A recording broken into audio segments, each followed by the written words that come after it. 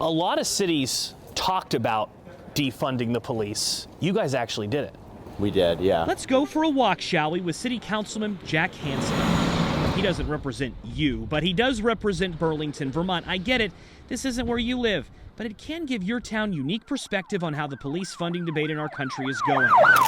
After the police protests and outcry in 2020, Jack and other city leaders here told police they needed to cut around 30 positions, a 30% cut. As people would leave, we wouldn't replace them. 2 years later, how's it going? It's been mixed.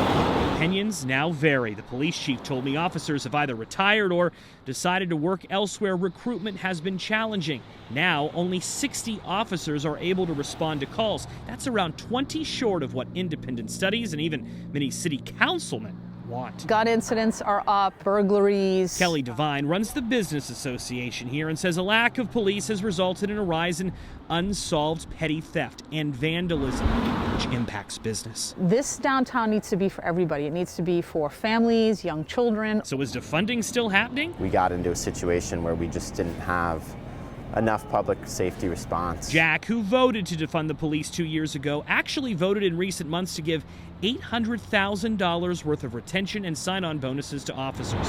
There's a separate effort to create more police positions, too. This shift is happening around the country.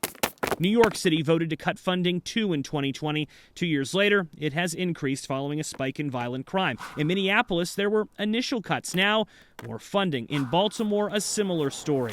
As a sign of how much has changed, President Biden this week put a $30 billion increase in police funding in his budget. Ultimately, I think we are moving in the right direction. Back in Burlington, Jack doesn't want you to think the defund movement was a complete failure. Programs to help the mentally ill got improved nationwide, and police budgets are now better scrutinized. A huge change was made in a short amount of time. In Burlington, Vermont, I'm Joe St. George.